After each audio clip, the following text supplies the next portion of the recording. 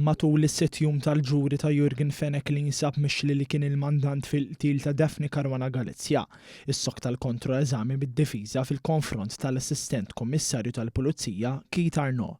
Wara li f'waqt minnhom fis-seduta l-prosekuzzjoni mexxija mill-Uffiċċju tal-Avukat Ġenerali oġġezzjonat li jsiru referenzi għal terzi persuni, jiġifieri tintuża xhieda tagħhom biex jiġi influwenzat ix-xut, il-qorti preseduta mill-imħallef Edwina Grima ordnat li l-mistoqsijiet isiru biss abbażi jekk ix-xut kienx preżenti f'ċirkostanzi msemmija. Fost oħrajn Arnaud qal li fi żmien li nqatlet Caruana Galizia u kien għadu spetturu għalhekk ċerti responsabilitajiet ma kinux jaqgħu fuqu. Tenna li fis-snin ta' qabel ir-reat kienu seħħew diversi sparaturi u karozzi bomba, għaldaqstant min kienet iwettaq dawn ir-reati kien saħħaħ il-materjal tiegħu hekk kif deskrivihom bħala l-akbar grupp kriminali u qal li kienu fi gwerra bejniethom. U konferma wkoll li s-sim cards użati biex twettaq l-omiċidju ma kinux inxtraw flimkien u li l-esplossiv kien diġà disponibbli. F'ħin minnhom fl-awla qam argument hekk kif l-avukat Jason Azzopardi li qed jidher għall-familja Caruana Galizia beda jkellem lill-kollega avukata Therese Comodini Kakija u qabad jgħid li hu għandu ħafna xi jgħid u akkuża lill-avukata tad-difiża Gianella De Marco li kienet qed tipprovokah. De Marco min-naħa tagħha qaltlu li m'għandux għal xi xjajjat u juża dak it-ton viċin ix-xut. Sa dan it-tant Arnaud qal li kien hemm diskussjonijiet biex Melvin Thoma il-middleman biex seħħ id-delitt jiġi arrestat f'Jannar, filwaqt li qal li kien wissal il-Kummissarju biex ikun hemm pjan alternattiv jekk l-ewwel wieħed ifalli. U konferma wkoll li Melvin Thoma kellu n-numru personali tal-Kummissarju tal-Pulizija ta' dak iż-żmien Lawrence Kutajjar minħabba li kien tawlu Edgar Brincat magħruf bħala l-ġojja. U konferma wkoll li Melvin Thoma qatt ma kien mar f'dik li magħrufa bħala t-tinda tal-patata fil-Marsa qabel ir-reat.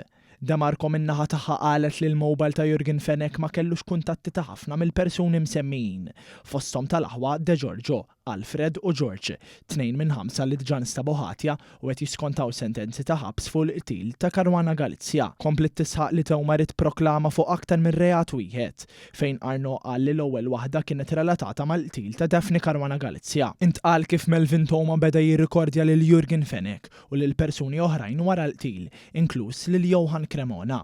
Ġiet ippreżentata l-ewwel traskrizzjoni ta' recording bejn Thoma u Cremona wara li ma ġietx aċċettata t-talba biex jinstema' l-awdjo. Arnaud ikkonferma l-identità taż-żewġ persuni u ċaħat l-allegazzjoni li Thoma kien ħallas xi flus biex kiseb il-proklama, filwaqt li qal li recordings oħrajn jikkontradixxu din il-verżjoni. L-Assistent Kummissarju kkonferma wkoll li Thoma kien friskju li jneħħi ħajtu bidejh wara x-xhieda tiegħu waqt il-kompilazzjoni. Wara l-pawża ta' nofsinhar, l-avukat Gianella De Marco komplet bil-kontroeżami ta' Keith Arnaud fejn fost l-oħrajn staqsiet dwar il-laqat li kienu jsiru mill-Pulizija f'Kastilja brabta mal-iżviluppi tal-każ. Arnaud spjega li t-tim inkarigat mill-każ informa lill-maġistrat inkwerenti b'leaks li kienu qed joħorġu dak iż-żmien partikolarment mit-Times. Dawn l-artikli eventwalment kellhom jitlu fl-inkjesta ta' Melvin Thoma. L-Assistent Kummissarju tal-Pulizija kompla jispjega li kull meta l-Pulizija marret tkellem lil Thoma dejjem kellhom ir-recordings li kien jirrekordjaw. Arnaud għamel referenza għal recording partikolari fejn Thoma kien irrabjat għax skontu spiċċa f'baħar ta' inkwiet u beda jibżal l-aħwa De Giorgio se jikxfulu ismu. Spjega li minkejja li ġie offrut xogħol mal-gvern, Thoma ma kienx interessah mix-xogħol il-flus. Dan anke wara li aktar kmieni fis-seduta tenna li waqt l-investigazzjonijiet kienu nstabu iżjed minn 400,000 euro fi flus kontanti fil-proprjetajiet tal-middleman fil-qtil.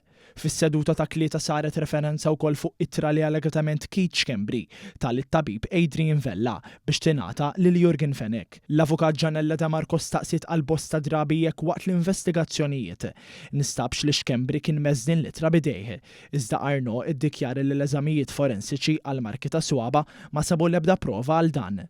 De Marco komplet taqra mill-konverzazzjonijiet irrekordjati bejn Melvin Thoma u Jurgen Fenech. Arnaud jisħaq lil middleman xtaq biss serħan tal-moħħ u kien beżan minn Fenech li baqa' jarfu bħala l-uniku moħħ wara dan id-delitt. Il-ġuri jissok tal-erba' għal darb'oħra minn kmieni fil-ħdu.